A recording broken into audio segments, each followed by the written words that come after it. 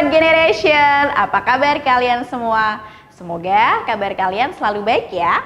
Berjumpa kembali di video pembelajaran Primagama.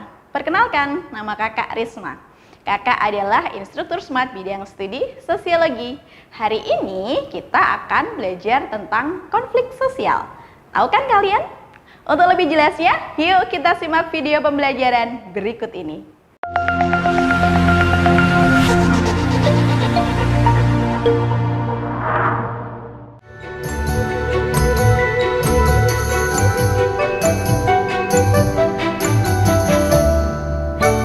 Oke, definisi konflik sosial. Konflik berasal dari bahasa Latin, yaitu conflictus. Saling berbenturan, bertentangan, berlawanan, ketidaksesuaian. Menurut MZ Lawang, konflik adalah perjuangan untuk memperoleh nilai, status, dan kekuasaan ketika tujuan pihak-pihak yang berkonflik tidak hanya mendapatkan keuntungan, tapi juga untuk menundukkan saingannya. Berbeda dengan Suryono Sukanto. Menurut Suryono Sukanto, konflik yaitu suatu proses sosial orang per orang atau kelompok manusia yang berusaha memenuhi tujuannya dengan jalan menantang pihak lawan yang disertai dengan ancaman dan atau kekerasan. Nomor 1, persaingan atau competition, kontravensi atau contravention, dan pertentangan atau pertikaian disebut konflik merupakan bentuk interaksi apakah A, disinteraktif, apakah B, disintegratif, apakah C, disosiatif, apakah D, asosiatif, ataukah E, disintegrasi. Yuk dek, kita lihat satu-satu dek. Disinteraktif itu apa sih? Disinteraktif adalah hal yang tidak saling mempengaruhi. Kalau yang B, disintegratif adalah nilai-nilai sosial yang berlaku untuk wilayah tertentu. Contohnya nih dek, memberi sesuatu harus memakai atau menggunakan tangan kanan. Berbeda lagi ketika kita berada di Prancis, memberi atau menerima dengan tangan kiri adalah hal yang wajar. Kalau yang disosiatif adalah dapat menimbulkan perpecahan. Yang D adalah asosiatif, itu proses sosial yang mengarah pada kerjasama. Yang E, disintegrasi adalah keadaan tidak bersatu padu atau pecah. Yang ditanyakan adalah kalau persaingan, kontravensi, dan pertentangan itu merupakan bentuk interaksi apa dek? Yap, betul sekali. Jawabannya adalah yang C, disosiatif. Nomor selanjutnya, proses sosial di mana orang per orang atau kelompok manusia berusaha mencapai tujuannya dengan jalan menentang pihak lawan dengan menggunakan ancaman atau kekerasan adalah pengertian apakah A, kontravensi, apakah B, konflik, apakah C, agresi, apakah D, kekerasan, ataukah E, pertentangan. Yuk kita lihat satu-satu deh. Yang A, kontravensi. Kontravensi itu adalah proses sosial yang berada antara persaingan dengan konflik. Sedangkan yang B, konflik, adalah suatu proses sosial berusaha untuk memenuhi tujuannya disertai dengan ancaman atau perlawanan. Kalau yang agresi adalah perilaku untuk menyebabkan kerusakan. Kalau yang kekerasan adalah suatu tindakan yang tidak manusiawi. Kalau pertentangan lebih ke perlawanan ya adik-adik ya. Oke, jadi jawaban yang paling tepat adalah yang B, konflik.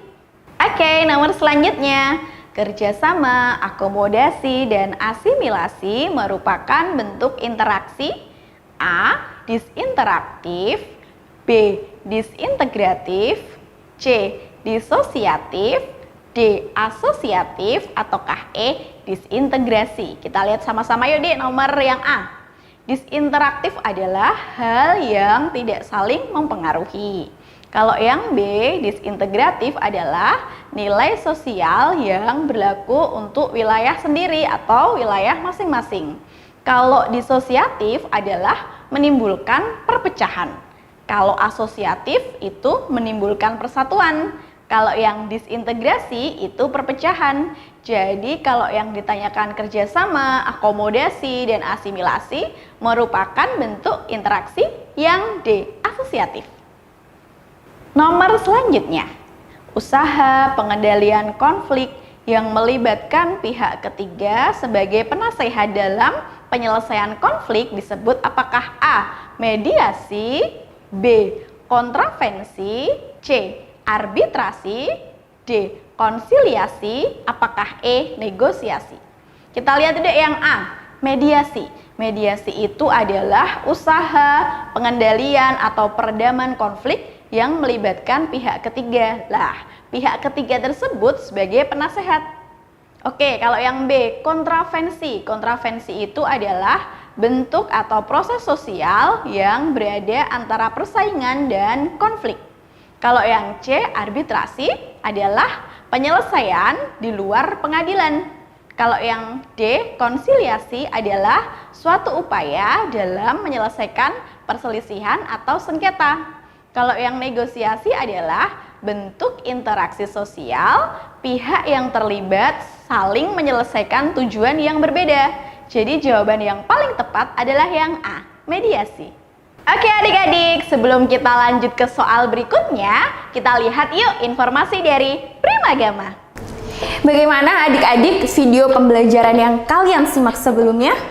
Menarik bukan? Nah, pastikan untuk kalian tonton sampai selesai ya.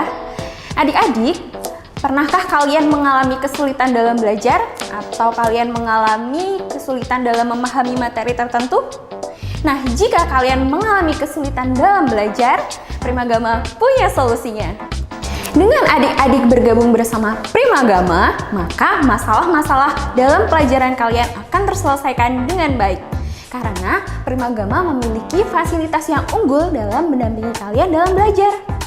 Jika kalian memilih mata pelajaran matematika, ekonomi, geografi, sejarah, sosiologi, maupun materi UTBK, kalian akan mendapatkan masterbook yang berisi penjelasan-penjelasan materi pelajaran dan juga smart exercise yang berisi kumpulan-kumpulan soal yang akan membantu kalian dalam proses belajar.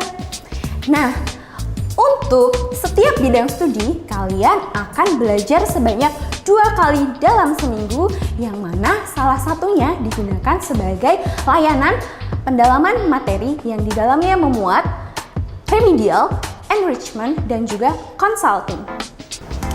Remedial adalah pengulangan materi yang belum adik-adik pahami.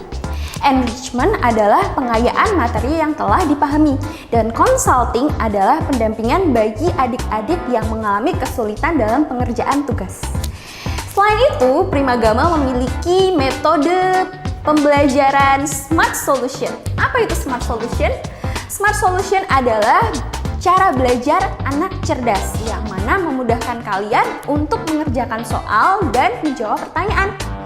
Adik-adik, pasti kalian bertanya-tanya bagaimana caranya mendapatkan fasilitas-fasilitas terbaik ini?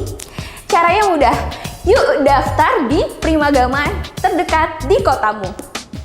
Mari wujudkan merdeka belajar bersama Primagama. Oke adik-adik, untuk lebih jelasnya memahami video pembelajaran yang telah kalian simak sebelumnya, yuk kita lanjut belajar lagi.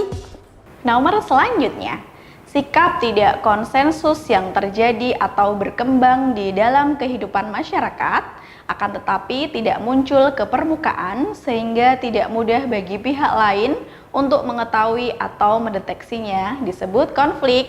Yuk kita lihat deh, apakah A. terbuka, apakah B. tertutup, apakah C. laten, apakah D. manifest, apakah E. gabungan. Kita lihat yuk dek. Berdasarkan pada sifat pelakunya, konflik itu dibedakan menjadi 2 dek. Yang pertama adalah konflik terbuka, yang kedua adalah konflik tertutup. Jadi kemungkinan antara konflik terbuka atau tertutup. Tapi kita lihat yuk di bawah optionnya. Yang terbuka adalah konflik yang keadaannya diketahui oleh masyarakat. Yang tertutup adalah tidak mudah diketahui pihak lain. Kalau laten itu adalah masalah sosial yang sudah ada sebelumnya. Kalau manifest, masalah yang muncul akibat ketimpangan antara nilai dan norma. Yang paling tepat yang mana dek? Yes, betul sekali yang B, tertutup.